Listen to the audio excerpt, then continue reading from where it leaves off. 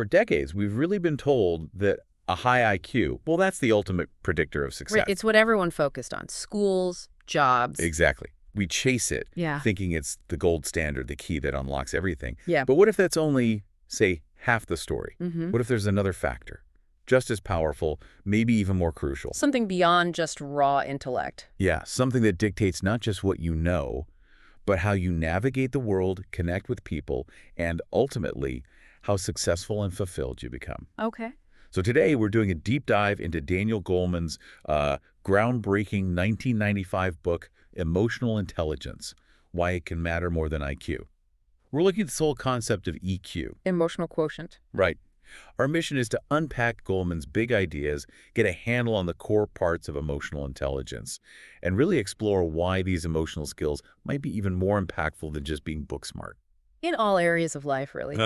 Yeah, exactly. So this deep dive is for you, if you're looking for a shortcut maybe, to understanding what really drives success. Not just in theory, but in everyday life, personal growth. Practical stuff. Practical stuff. You'll get a new perspective, hopefully actionable, on how your emotions and others' emotions shape things, and how you can maybe harness that power. We're drawing from a detailed summary of Goleman's work, the breakdown, insights, key takeaways. And what's really fascinating and maybe easy to forget now is just how big an impact Goleman's work had almost immediately. Right. It wasn't just another academic idea. No, not at all. Before Goleman, the dominant thinking, thanks to people discussing the bell curve in IQ, was that IQ was pretty much fixed, and it was the main driver of success. Set in stone, almost. Pretty much. Goleman comes along, pulls from psychology, neuroscience, and basically challenges that whole idea head on. Yep. He showed that emotional skills, things like self-awareness, empathy, managing your emotions, motivation, social skills, these weren't just, soft skills or nice-to-haves. Right. They were critical, measurable elements for real success. The book didn't just float an idea, it gave EQ a solid framework, and it spread like wildfire. Education, leadership training, how companies thought about their culture. It shifted things fast. That shift from what you know to how you show up is huge. Now, before we get to the intelligence part, let's unpack the emotions themselves. Where do they even come from? Yeah, good question. Goleman makes it clear they're not just fleeting thoughts. He roots them deep in our biology, right, in the limbic system. Can you tell us a bit about that, especially the amygdala? Absolutely. So think of our brain having different kind of interconnected centers. Deep inside is the limbic system. It's a really ancient part of the brain. Okay. And within that, there's this small almond-shaped bit called the amygdala. It's not just where emotions live, it's like our brain's rapid response system. Like an alarm bell. Exactly, a primitive alarm bell. It's constantly scanning for threats or opportunities, and it can trigger powerful gut feelings, fear, anger, joy, almost instantly. Wow, instantly. Often before our conscious rational brain, the prefrontal cortex, has even fully processed what's happening. It's incredibly fast. A survival mechanism, really. So that's that split-second reaction. And Goleman talks about this concept of emotional hijacking. Yes. Those moments when our emotions just completely overpower our rational thought. We've all been there, right? Oh, absolutely. That snap reaction, that outburst, or just that overwhelming feeling takes over. And later you think, what was that? Why did I do that? It's such a powerful example of the emotional brain grabbing the controls before the thinking brain even has a chance. I remember almost sending this furious email once.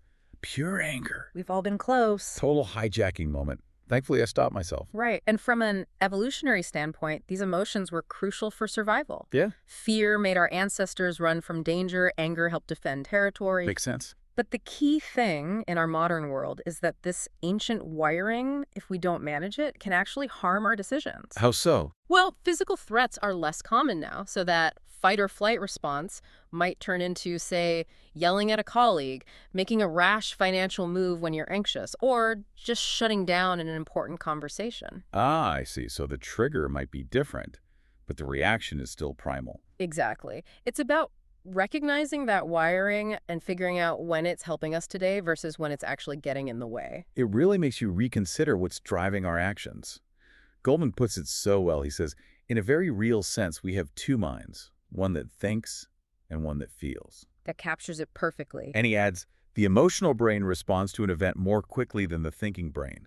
That just hammers home the speed and power, doesn't it?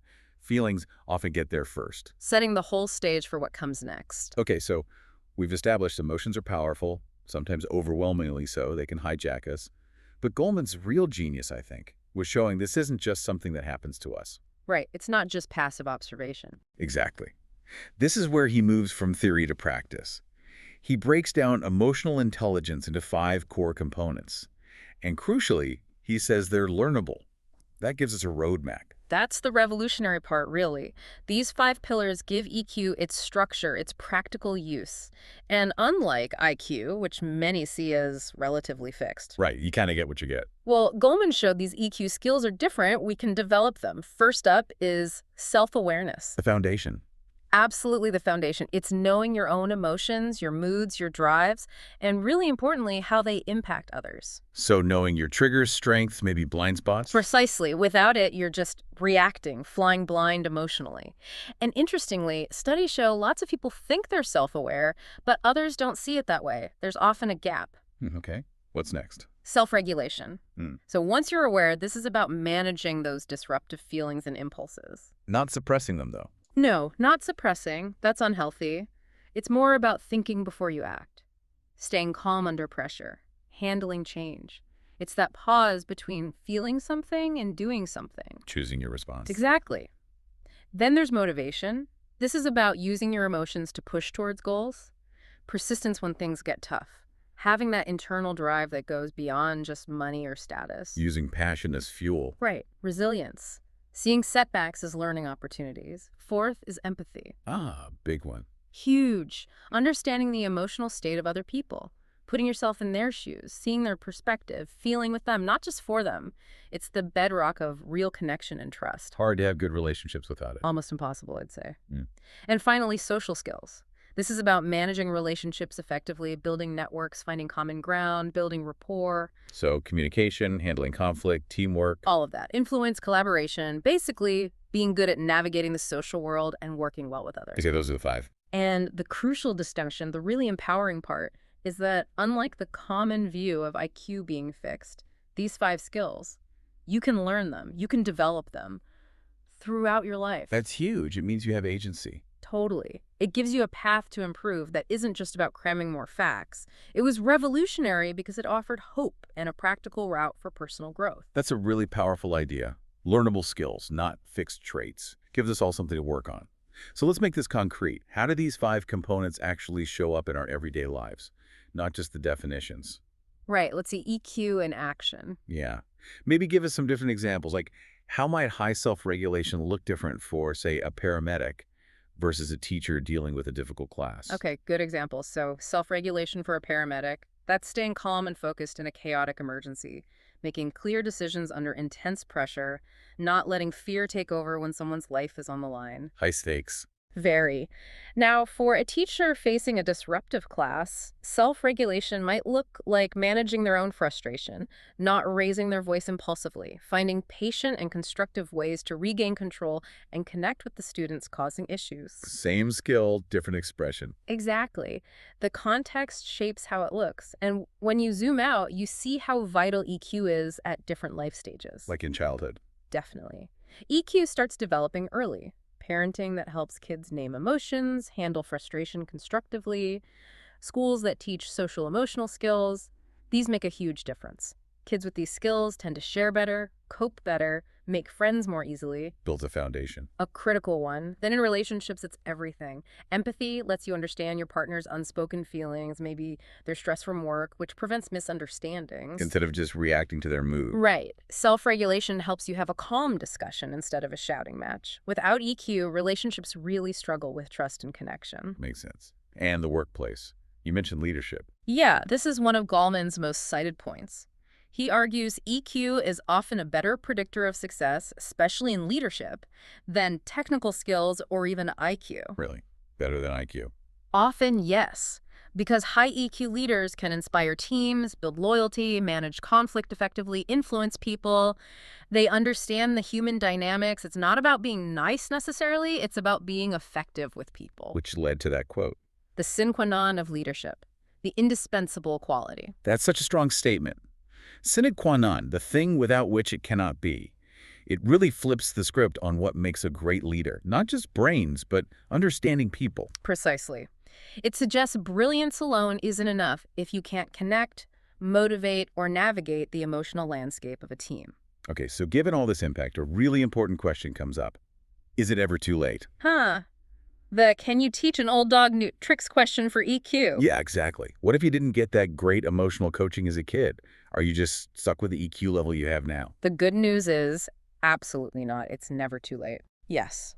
While childhood is definitely a key time for developing these skills, adult brains are still remarkably adaptable, what we call neuroplasticity. Okay. You absolutely can train and significantly strengthen your EQ as an adult. It takes conscious effort, though. Like what kind of effort? Things like practicing mindfulness, really paying attention to your emotions, consistent self-reflection like, why did I react that way? And deliberately practicing these skills, maybe deciding to listen more empathetically in your next conversation. So like exercising a muscle. Exactly like that. The more you intentionally work on it, self-awareness, regulation, empathy, the stronger those pathways become in your brain. Even simple things like keeping a journal about your feelings can boost self-awareness over time. And this isn't just good for us as individuals, right? There's a bigger picture. Huge, bigger picture. Think about schools that really embrace social emotional learning, SEL, teaching kids empathy, cooperation, self-control from the start. What would that lead to? Potentially generations of more emotionally intelligent citizens, people better equipped to collaborate, resolve conflicts peacefully, less aggression maybe, more understanding. That sounds pretty good. And workplaces. Same idea. Companies benefit massively when they don't just focus on output, but also encourage EQ, rewarding teamwork, good communication, mentorship, creating a culture where emotional intelligence is valued. Not just tolerated, but actually rewarded. Right. And then zoom out even further to society. More emotionally intelligent individuals could lead to less conflict overall, stronger communities, more connection, more resilience when facing challenges together. It's foundational. Okay, so it's learnable, it's beneficial personally and societally. What can you, listening right now, actually do? What are the practical steps? Great question. It can feel like a big topic, but the actions can start small. Like what? First, build self-awareness. Just start noticing what triggers your strong emotions. Pay attention to your feelings during the day without judging them. Ask yourself, what are my emotional strengths?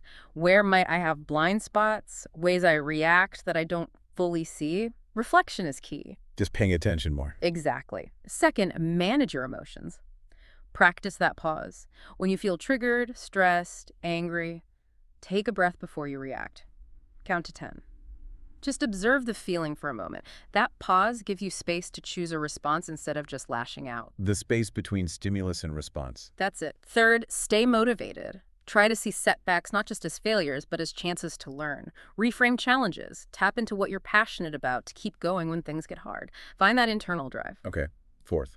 Practice empathy. This means active listening. Really try to understand where someone else is coming from, even if you disagree. Put yourself in their shoes. Ask open-ended questions. Resist jumping in with advice immediately. Just try to understand first. Listen to understand, not just to reply. Precisely. Fifth, improve relationships. Recognize that working on your EQ, your empathy, your social skills, your self-regulation makes you more trustworthy, more persuasive, better connected. Focus on building genuine rapport through understanding. Makes sense. Anything else?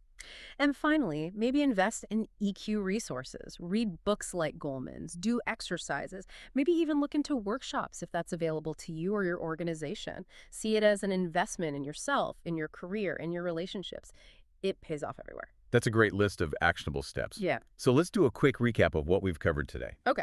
Emotional intelligence, or EQ, boils down to 5 key skills. Right. Self-awareness, self-regulation, motivation, empathy, and social skills. The 5 pillars. Right. We learned that our emotions, rooted deep in our biology, often drive our decisions more than logic, sometimes even hijacking our rational mind. That fast-acting emotional brain. Exactly. And crucially, Goleman's work showed that EQ often predicts success in life, relationships, work, especially leadership, better than traditional IQ. Yeah. It's about how we navigate the world. Not just what we know. We also highlighted empathy as the absolute bedrock for strong, meaningful connections with others. Can't really connect without it. And maybe the most hopeful point, EQ isn't fixed. It can be learned, developed, and significantly improved at any age. It offers a real path for growth. Yeah, that learnable aspect is key. And if you think about the bigger picture, this isn't just about individual advantage.